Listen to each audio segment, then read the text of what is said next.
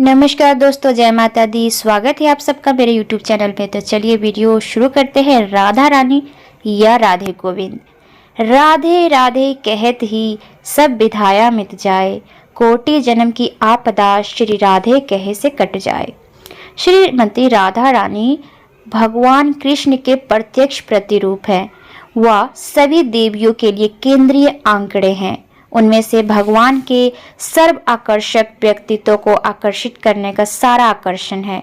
वह भगवान की आदिम आंतरिक शक्ति हैं।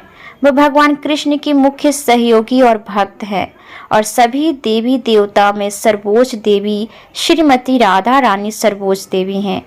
उन्हें हमेशा कृष्ण के साथ ही देखा जाता है। वे भगवान कृष्ण के सबसे उत्कृष्ट उपासक है। हालांकि वो भगवान का ऊर्जा विस्तार भी है, क्योंकि वह भी कृष्ण का विस्तार है। वह भगवान का स्त्री रूप है। राधा रानी के गुण और गुण के अनुसार उनके कई नाम हैं, जैसे श्री कृष्णमयी, गोविंदा मोहिनी, गोविंदा सर्वस, गोविंदा आनंदिनी, श्रीमणी सर्वकांता। राधा रानी को सर्वकांति के नाम से भी जाना जाता है, जो कारक करती है कि सभी सौंदर्य और चमक उनके शरीर में रहती है और सभी लक्ष्मी उन्हें अपनी सुंदरता प्राप्त करती है। सर्वकांति का अर्थ यह है कि भगवान कृष्ण भी सभी इच्छाएं श्रीमती राधा रानी में निहित है। जैसे भगवान कृष्ण अपनी सुंदरता और आकर्षण से दुनिया को मंत्र मुक्त करते हैं, वैसे ही श्री राधा उन्हें मंत्र मुक्त करती हैं। इसीलिए दिया सर्वोच्च है। श्री राधा पूर्ण शक्ति हैं और भगवान कृष्ण पूर्ण शक्ति के स्वामी हैं। इस प्रकार दोनों विशेषताएं नहीं हैं। जैसे सूर्य का प्रकाश सूर्य से प्रकाश या ऊर्जा के स्रोत से अलग नहीं है। राधे तू बुरी भगिनी क्यों तपस्या कीन, तेन लोक तरन तारत तेरे ही नहीं। राधा रानी के बिना कृष्ण का कोई अर्थ नहीं है और कृष्ण के बिना राधा रानी का कोई अर्थ नहीं है। इस वजह से वैष्णव परंपरा में हम हमेशा राधा रानी के रूप में भगवान की आंतरिक ऊर्जा को पहले और फिर भगवान कृष्ण को सम्मान देते हैं।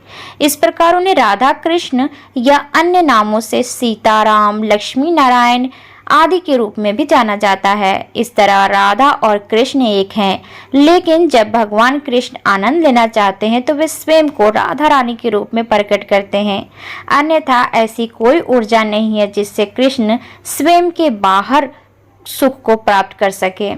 वृंदावन की गोपियों में श्रीमती राधा रानी और एक अन्य गोपी प्रमुख चुनी जाती है। हालांकि जब हम गोपियों की तुलना करते हैं तो ऐसा प्रतीत होता है कि श्रीमती राधा रानी सबसे महत्वपूर्ण है, क्योंकि उनकी वास्तविक विशेषता प्रेम के सर्वोच्च आनंद को व्यक्त करती है। अन्य गोपियों द्वारा अनुभव किए गए प्रेम के परमानंद की तुलना श्रीमती राधा रानी से नहीं की जा सकती।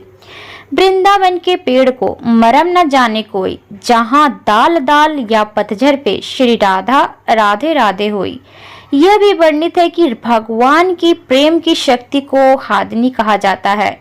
भगवान की अनंत शक्ति, जब भी भगवान सुख भोगना चाहते हैं वे अपनी आध्यात्मिक शक्ति का प्रदर्शन करते हैं, जिसे हादिनी कहा जाता है। और उस प्रेम का सार भाव नामक भाव में है।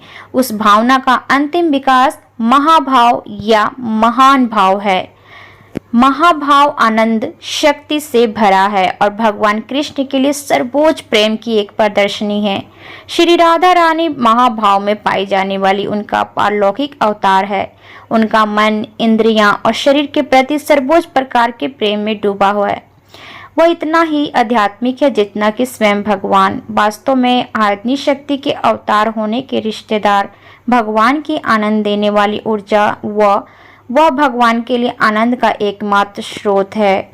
यह आनंद शक्ति आध्यात्मिक रूप से राधा रानी के रूप में प्रकट होती हैं, जो भगवान कृष्ण को भी आकर्षित करती हैं। उससे किसी भौतिक वस्तु में आनंद नहीं आता। प्रभु कभी भी किसी ऐसी चीज का आनंद नहीं ले सकते जो स्वयं से कम आध्यात्मिक हो। इसलिए राधा और कृष्ण एक ही हैं। तब वह स्वयं को अलग अलग रूपों में बढ़ाता है, जिनमें ललिता, विशाखा और अन्य कनेक्शन सहयोगियों के रूप में जाना जाता है, जो दिव्य रूप प्रेम की भावुकता को दर्शाते हैं। हालांकि भगवान की हायदनी विशेषता होने के कारण वे सभी सूक्ष्मताओं के लिए सभी सुखों के परम स्रोत भी हैं। दूसरे शब्दों में आध्यात्मिक या भौतिक दुनिया के भीतर जो कुछ भी खुशी देता है वह उससे और उससे मिलने ऊर्जा ऊर्जा के कारण होता है। वही अनंत शक्ति संपूर्ण आध्यात्मिक संसार में फैलती है और फिर भौतिक निर्माण में खुशी के कई रूपों में उतरती है, जो कि बुद्ध आत्मा द्वारा अनुभव की जाती है।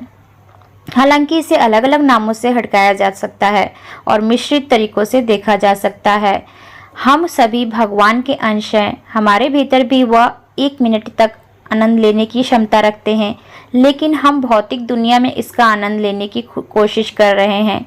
इसलिए हम चिंगारी की तरह हैं जो बुझ रही हैं, क्योंकि हमने अपना स्थान छोड़ दिया है जो भगवान कृष्ण की संगति की धड़कती आग में है।